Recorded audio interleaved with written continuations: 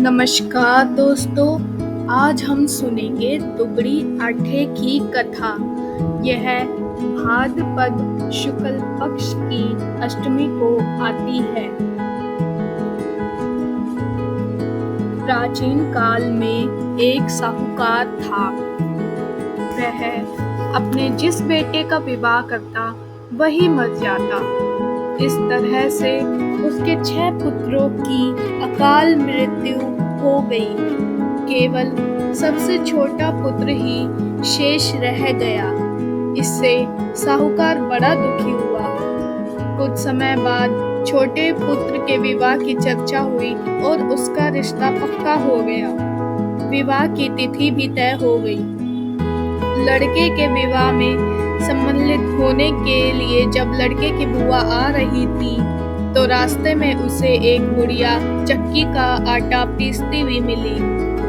लड़के की बुआ ने उस बुढ़िया को सारी बात बताई। इस पर बुढ़िया बोली, वह लड़का तो घर से निकलते ही दरवाजे से दबकर मर जाएगा।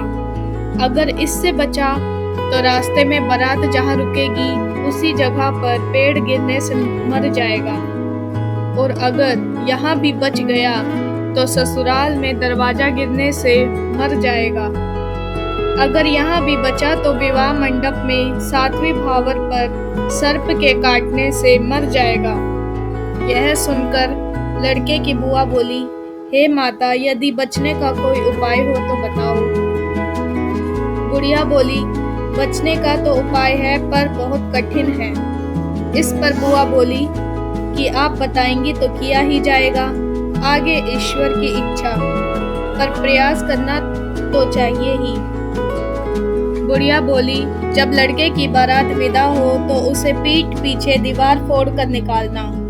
किसी वृक्ष के नीचे बारात को ना रुकने देना।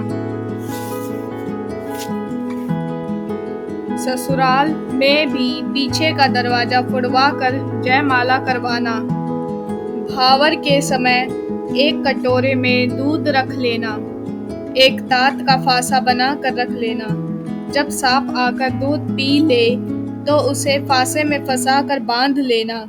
इसके बाद सरपनी आएगी, वह सांप को छोड़ने के लिए कहेगी, तब उससे अपने मृत 6 भतीजों को मांगना। वह पहले मरे हुए 6 भतीजों को जीवित कर देगी। इस बात को किसी से न कहना, क्योंकि ऐसा करने से कहने व सुनने वाले दोनों की ही मृत्यु हो जाएगी। इससे लड़का भी नहीं बचेगा, वह भी मर जाएगा। सारी बातें बताकर बुढ़िया ने अपना नाम दुबड़ी बताया और चली गई। सारी बातें सुनकर लड़के की बुआ घर आई। जब बारात जाने लगी तो लड़के की बुआ रास्ता रोक कर खड़ी हो गई और बोली, मेरे भतीजे को दीवार फोड़कर पीछे से निकालो। ऐसा ही किया गया। लड़का सकुशल बाहर आ गया। उसके बाहर आते ही मकान का आगे का पुराना दरवाजा भर-भरा कर गिर पड़ा।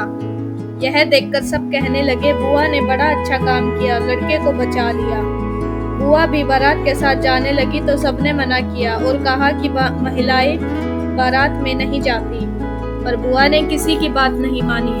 वह भी बारात में साथ चल पड़ी। मार्ग में जब बारात एक वृक्ष के नीचे रुकने लगी तो बुआ ने सबको रोका तथा लड़के को वृक्ष के नीचे न बैठाकर धूप में बिठाया। लड़के के धूप में बैठते ही वृक्ष भी चरमराकर गिर गया।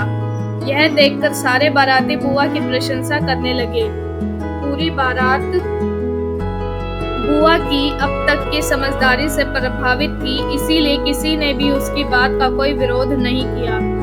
जब बारात ससुराल पहुंची तो बुआ ने लड़के और बारात का गृह प्रवेश पिछले दरवाजे से करवाया। ससुराल के घर में पिछले दरवाजे से लड़के और बारात के प्रवेश करते ही आगे का दरवाजा भी अपने आप भर-भराकर गिर गया। इस पर सब आश्चर्य करने लगे और आपस में कहने लगे कि यह सब बातें बुआ को किसने बताई।